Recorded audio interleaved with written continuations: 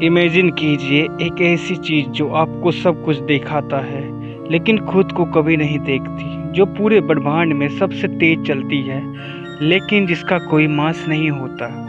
जी हाँ, हम बात कर रहे हैं लाइट की और स्पेसिफिकली उसके पार्टिकल्स फोटॉन्स की। फोटॉन्स ये नाम सुनते ही लगता है जैसे किसी साइंस फिक्शन मूवी का मिस्टीरियस ऑब्जेक्ट हो, लेकिन ये आपकी आंखों से लेकर सूरज की रोशनी, लेजर बीम्स और गैलेक्सीज की रोशनी तक हर जगह है। आज हम जानेंगे फोटोन क्या होता है, यह रुक क्यों नहीं सकता, क्या लाइट का कोई वजन होता है और क्या हम फोटोन्स को पकड़ सकते हैं। चलिए शुरू करते हैं एक ऐसी यात्रा पर जहां हम ब्रह्मांड के सबसे तेज पार्टिकल से मिलने जा रहे हैं। तो शुरू से लेके अंत तक जरूर देखिए। फोटोन असली में एक एलिमेंट्री पार्टिकल है, यानी नेचर का सबसे बेसिक बिल्डिंग ब्लॉक। इसे आप समझ सकते हैं लाइट का स्मॉलेस्ट पैकेट, जैसे पानी की एक बूंद वैसे ही एनर्जी की एक फोटोन। मैक्स प्लैंक और एल्बर्ट आइंस्टीन ने इस कंसेप्ट को डेवलप किया था। आइंस्टीन ने फोटो इलेक्ट्रिक इफेक्ट एक्सप्लेन करते हुए दिखाया कि लाइट सिर्फ वेव नहीं होती बल्कि पार्टिकल भी होती है, यानी लाइट एक साथ वेव भी है और पार्टिकल भी, जिसे हम कहते हैं वेव पार्टिकल ड्यूअलिटी। फोटोन का सबसे अजीब फैक्टर ये है, इसका जीरो रेस्ट मास होता है। मतलब जहाँ फोटोन रुकता है उसका कोई मास नहीं होता, लेकिन ये कभी रुकता ही नहीं, ये हमेशा मूव करता है और वो भी लाइट की स्पीड से। जनरल रिलेटिविटी कहती है कोई भी चीज़ जो मासलेस होती है वो सिर्फ और सिर्फ लाइट स्पीड पर ही ट्रैवल कर सकती है। तो फोटोन का मास नहीं होना ही उसे यूनिवर्स का सबसे फास्ट ट्रैवलर बनाता है। ये सवाल फैसिनेटिंग है, क्या हम फोटोन को स्टॉप कर सकते हैं?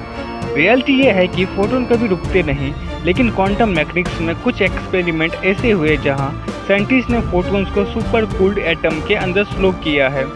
हार्वर्ड और MIT के रिसर्चर्स ने एक बार फोटोन्स को रूबिडियम गैस के अंदर कुछ मिलीसेकेंड के लिए रोक भी दिया था, लेकिन याद रखिए वो लाइट टेक्निकली एक मीडियम में एब्जॉर्ब हुई थी, फोटोन खुद रुका नहीं था। फोटोन के बिना हमारी दुनिया अधूरी होती है। ह्यूमन आई सिर्फ फोटोन्स डिटेक्ट करके ही देख पाता है। सोलर पैनल्स फोटोन की एनर्जी को इलेक्ट्रॉन में बदलते हैं। फाइबर ऑप्टिक्स फोटोन को सिग्नल की तरह भेजते हैं। मेडिकल इमेजिंग जैसे PET स्कैन्स में फोटोन्स का यूज होता है। और यूनिवर्स में जो भी लाइट आप देख रहे हो वो सब फोटोन है जो बिलियंस ऑफ ईयर से ट्रैवल कर रहे हैं। सबसे शॉकिंग फैक्ट, फोटोन के लिए टाइम एग्जिस्ट नहीं करता।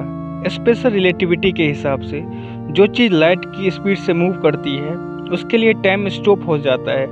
मतलब फोटोन के पर्सपेक्टिव से जब वो सूरज से निकलता है और अर्थ तक पहुंचता है उसके लिए कोई टाइम पास नहीं होता।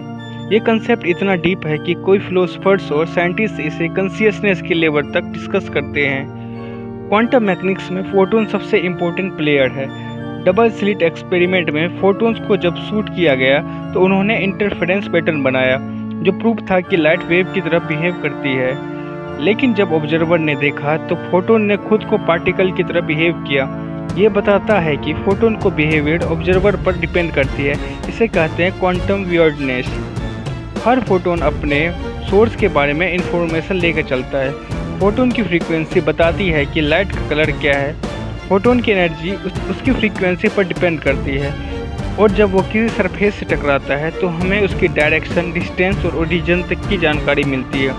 ये प्रिंसिपल पूरी एस्ट्रोनॉमी और स्पेस इमेजिंग में यूज होता है। आज के एक्सपेरिमेंट जैसे quantum teleportation, quantum encryption photon पर ही डिपेंड करते हैं। चाइना ने फोटोन बेस्ड क्वांटम सैटेलाइट भी लॉन्च किया है जो अल्ट्रा सिक्योर कम्युनिकेशन पॉसिबल बनाता है। फ्यूचर हम फोटोन से सुपर फास्ट इंटरनेट बना सकेंगे, अनब्रेकेबल डाटा इंक्रिप्शन कर सकेंगे और शायद क्वांटम कंप्यूटर भी फोटोन से चलेगा। फोटोन वो मैसेंजर है जो बिना किसी साउंड के, बिना टच के पूरे यूनिवर्स की इन्फॉर्मेशन हम तक पहुंचाते हैं। जब आप आसमान की किसी तारे की रोशनी देखते हैं वो फोटोन शायद 1 लाख साल पहले निकला था। आप उसे अभी देख रहे हैं, यानी आप पास देख रहे हैं। फोटोन टाइम की विंडो है, यूनिवर्स की आंखें है और शायद हमारी खुद की रियलिटी को समझने की सबसे बड़ी चाबी है।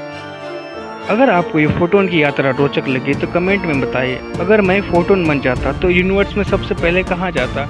और हाँ, सब्सक्राइब जरूर कीजिए क्योंकि हम ला रहे हैं माइंड ब्लोइंग स्पेस स्टोरीज आपके लिए।